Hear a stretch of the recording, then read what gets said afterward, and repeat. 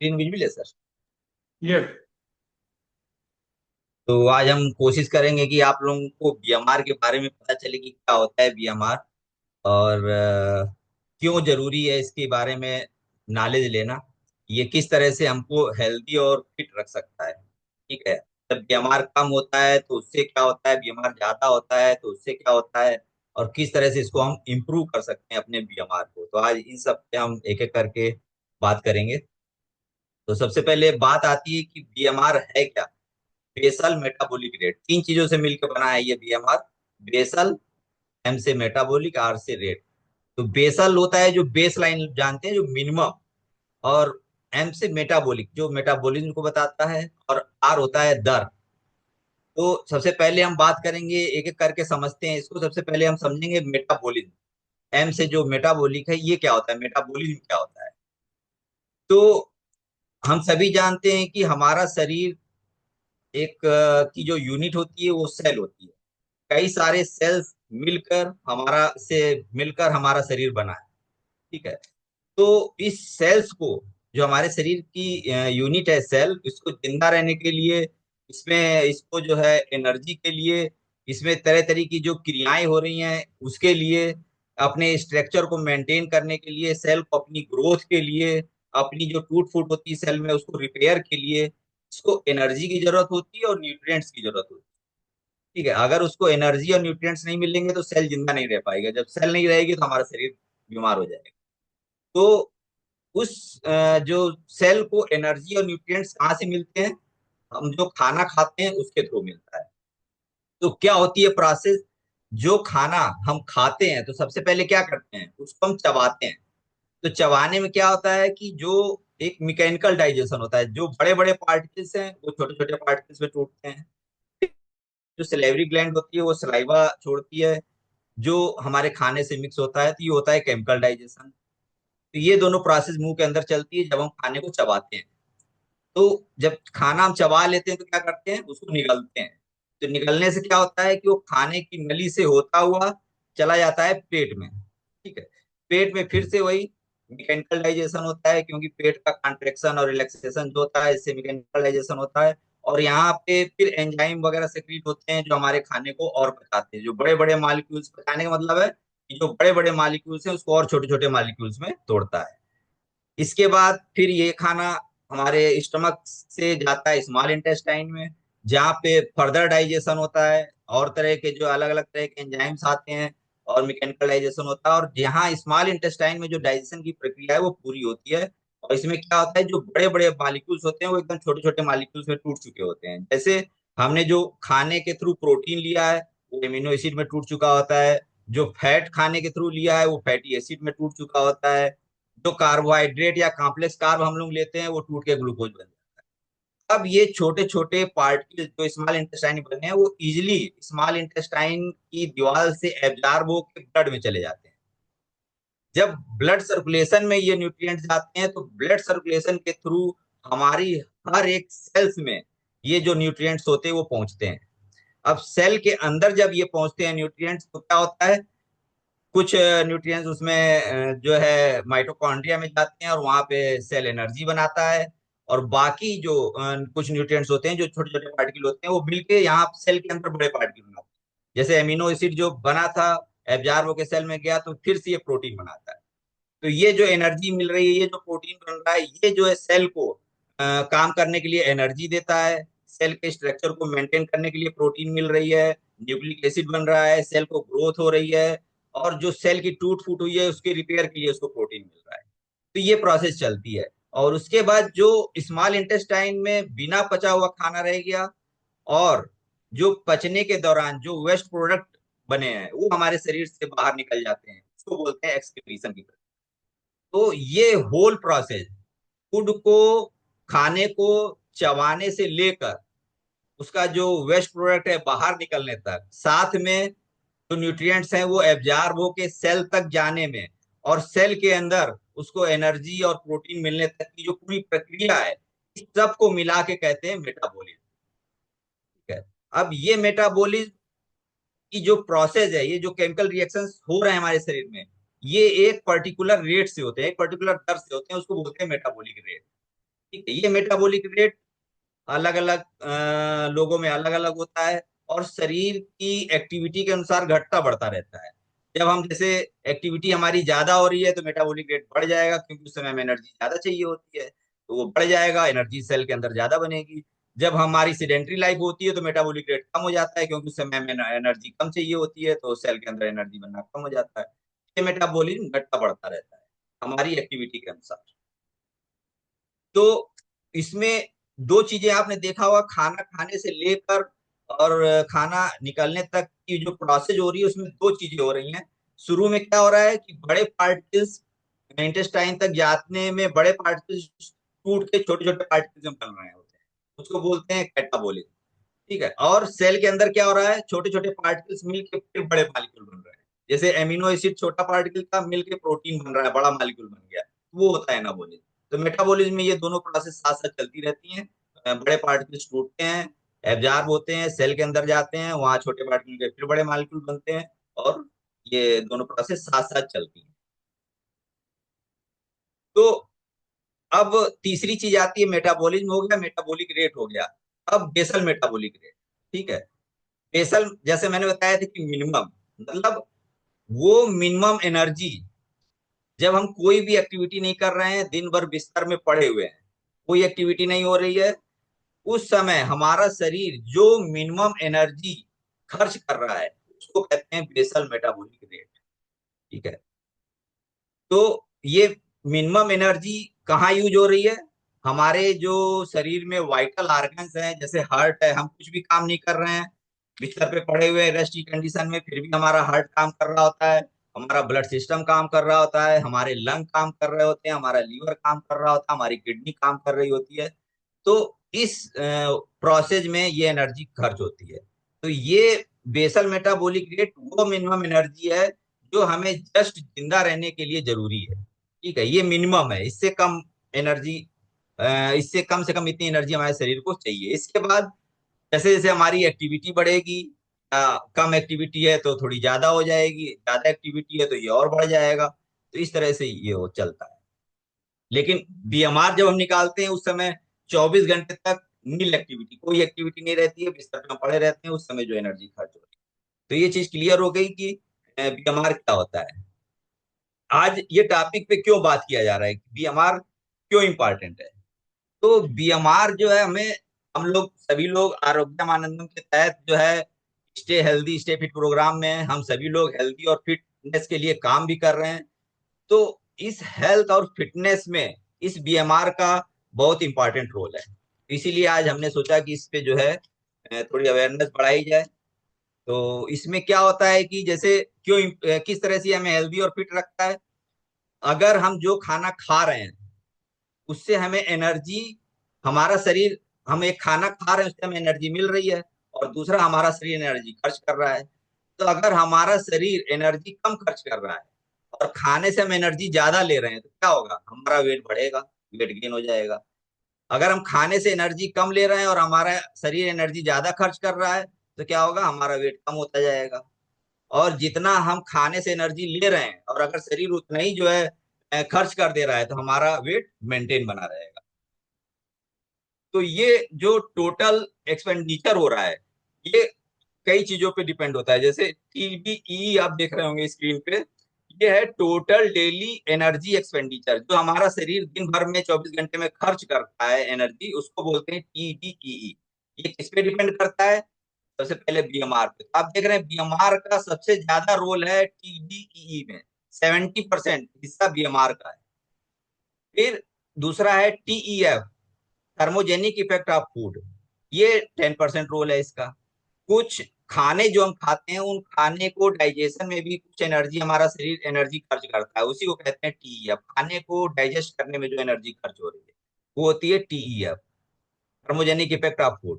तो ये कुछ खाने का ज्यादा होता है, कुछ का कम होता है। जैसे प्रोटीन होती है, उसका TEF सबसे ज्यादा होता है, और जो फैट होता है उसका TEF सबसे कम होता है।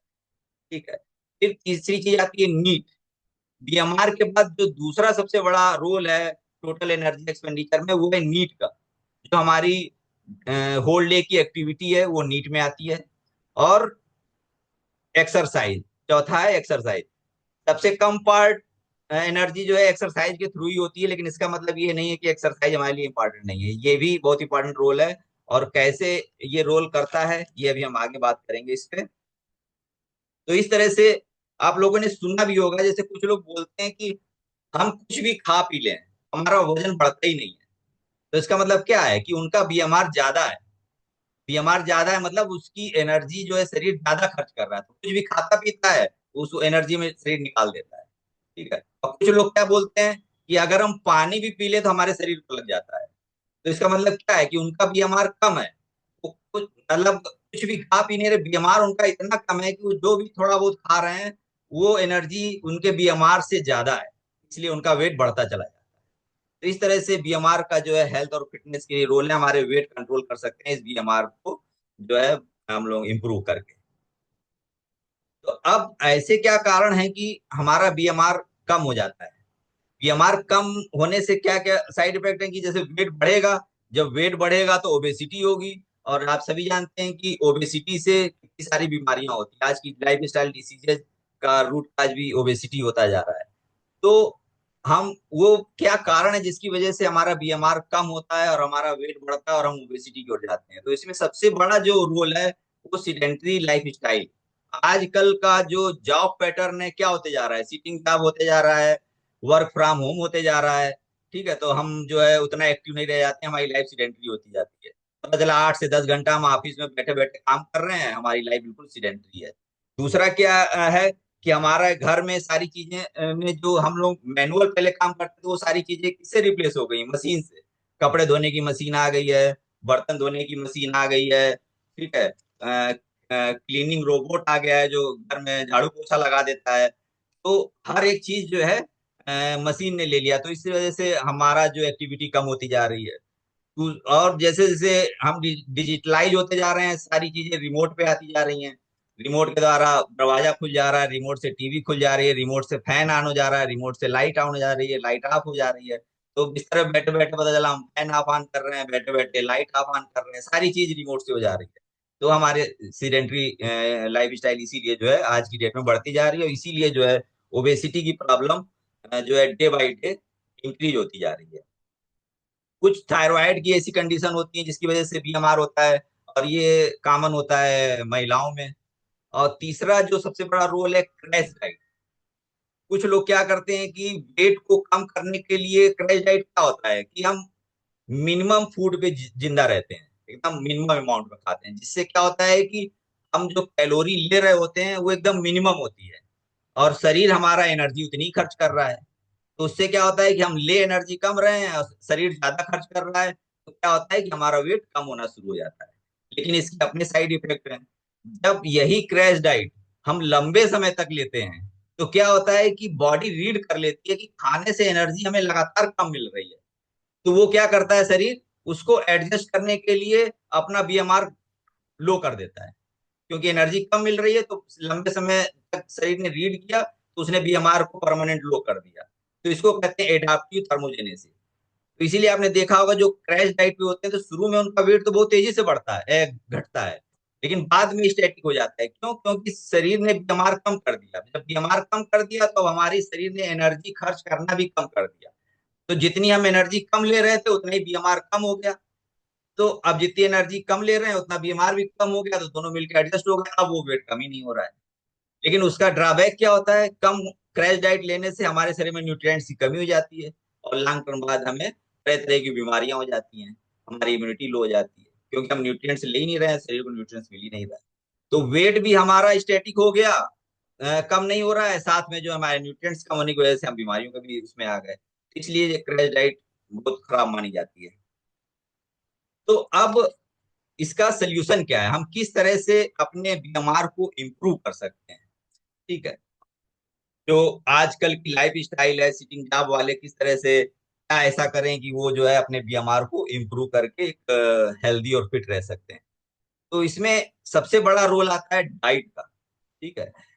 अभी जैसे पहले बताया था कि टीईएफ, थर्मोजेनिक इफेक्ट ऑफ फूड में प्रोटीन ऐसी चीज है जिसका टीईएफ सबसे ज्यादा होता है। तो हमें जो है प्रोटीन रिच डाइट लेनी चाहिए। ठीक है। अगर हमारा बीएमआर मेंटेन है तो कोई बात नहीं। अगर हमारा बीएमआर कम है और हम बीएमआर को बढ़ाना चाहते हैं, तो जैसे हमारे लिए शरीर की नीड है 1 ग्राम पर केजी बॉडी वेट प्रोटीन की नीड होती है, अगर हम बीएमआर कम से ज्यादा करना चाहते हैं तो हमें 1 से 1.5 ग्राम तक जो है प्रोटीन पर केजी बॉडी वेट लेना चाहिए, तो हमारा बीएमआर इम्प्रूव होगा। तो सबसे पहला जो हमें ध्यान रखना है, प्रोटीन रिच डाइट लेनी है। दूसरा, जैसे क्रैश डाइट में हम लोग मिनिमम खाने पे रहते हैं, यहाँ पे मना इसलिए किया जाता है कि हम लोगों को 5 से 6 बार खाना चाहिए। 5 से 6 बार खाना चाहिए, जिसमें से 3 breakfast lunch dinner main meal हो गए, और morning early morning, pre lunch और प्री डिनर। इस तरह से 6 मील हम लोग लेते हैं। इसमें उसमें जो है मेन मील में हम लोग अच्छे से डाइट लेते हैं, और बाकी जो है स्नैक्स के रूप में कुछ ले सकते हैं। लेकिन हमें जो 5 से 6 मील ले रहे हैं, उस हर मील में हमें फोकस करना है कि वो प्रोटीन पर्याप्त मात्रा में हो। ठीक है, हर मील में प्रोटीन को हमें फोकस करना है ताकि प्रोटीन की कमी ना हो। ठीक है, जब प्रोटीन रहेगा तो हमारा जो है मेटाबॉलिज्म बढ़िया रहेगा। तीसरा जो हमें ध्यान देना है, फाइबर रिच फूड होना चाहिए। क्योंकि फाइबर रिच फूड क्या होते हैं कि वो हमें कैलोरी तो कम देते हैं, लेकिन उनको डाइजेस्ट करने में शरीर कैलोरी बहुत ज्यादा खर्च करता है, तो जिससे हमारा वेट जो है नहीं बढ़ता है, या फिर अगर बढ़ा है तो कम होने लगता है। तो हर मेन मील में हमें ध्यान रखना चाहिए कि हम सलाद या फ्रूट के रूप में फाइबर ले रहे हैं कि नहीं ले रहे हैं। प्रोटीन और फाइबर पे मेन फोकस करना है। इसके बाद स्पाइसेस का भी बहुत बड़ा रोल है हमारे मेटाबॉलिज्म को इम्प्रूव करने में। हम इंडियंस की डाइट शुरू से ही हम लोग अच्छे से स्पाइसेस यूज करते रहे हैं, हमारा ट्रेडिशन ही है पूरा ये। तो ये देखा गया है कि जो भी स्पाइसेस हैं, चाहे वो तेज पत्ता हो, चाहे चिलीज हो, चाहे ब्लैक पेपर हो, ये जितने भी स्पाइसेस हैं ये हमारे मेटाबॉलिज्म को बूस्ट करता है। ठीक है, हमारे जो है टोटल एनर्जी एक्सपेंडिचर उसको बढ़ाता है, मेटाबॉलिज्म को बूस्ट। तो ये भी जो है वेट को मेंटेन करने में बहुत इंपॉर्टेंट रोल है। ये बात हो गई डाइट की। इसके बाद दूसरे नंबर पर आता है एक्टिविटी। एक्टिविटी में दो चीजें हैं, जैसा मैंने बात की थी, एक तो ईएटी एक्सरसाइज एक्टिविटी थर्मोजेनेसिस, जहाँ पे 5% एनर्जी खर्च हो रही थी, और दूसरा होता है नीट, जहाँ पे 15% एनर्जी खर्च होती है। तो एक्सरसाइज में हमें अगर मेटाबॉलिज्म को अपना बूस्ट करना है, तो हमें दो चीज पे ध्यान रखना है कि हम पहला तो वेट बेयरिंग एक्सरसाइज करें। वेट बेयरिंग एक्सरसाइज करने से क्या होता है, हमारा मसल मास बढ़ता है। तो जब हमारा मसल ग्रो करती है तो हमारे शरीर में एनर्जी ज्यादा खर्च होती है। ठीक है, दूसरा, जब लॉन्ग टर्म के बाद हम वेट बेयरिंग करते हैं, लॉन्ग टर्म के बाद हमारा मसल मास बढ़ जाता है, तो उसको मेंटेन करने के लिए, उस मसल मास को मेंटेन करने के लिए भी काफी एनर्जी खर्च होती है। तो इस तरह से हमारा मेटाबॉलिक परमानेंट बूस्ट हो जाता है जब हम वेट लिफ्टिंग एक्सरसाइजेस करते हैं। और मेटाबॉलिज्म बूस्ट में सबसे ज्यादा इंपॉर्टेंट रोल है HIIT। ठीक है, हाई इंटेंसिटी इंटरवल ट्रेनिंग।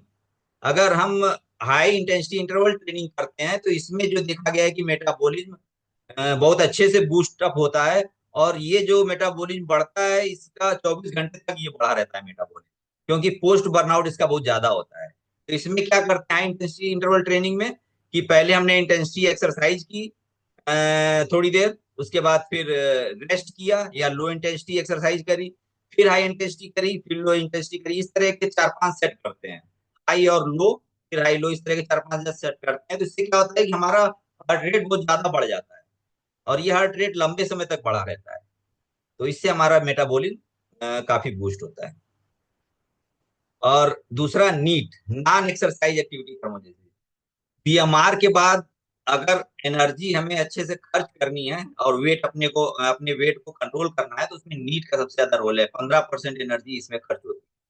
और ये कुछ नहीं है, ये जो हाउस होल्ड एक्टिविटी है वही नीट में आती है, कि हम अपने घर की सफाई खुद करें, सब्जी लेने मार्केट पैदल जाएं, पैदल आएं। अगर हमें जो है सीढ़ी चढ़ के ऊपर जाएं, लिफ्ट का यूज ना करें। ठीक है, ये सब जो छोटी छोटी एक्टिविटी हैं। और अगर कोई सिटिंग जॉब पे है, कहीं हमारे लिए क्या है कि हमें 6 से 8 घंटे का सिटिंग जॉब करते हैं, हमारे लिए क्या ऑप्शन है, तो उनको चाहिए कि वो 40 से 45 मिनट का जब सिटिंग जॉब हो जाए, तो उसके बाद 5 मिनट का वर्कआउट करें, केवल 5 मिनट का। फिर अपना 40 से 45 मिनट अपना जॉब किया, फिर 5 मिनट उठ के कोई वर्कआउट कर लिया।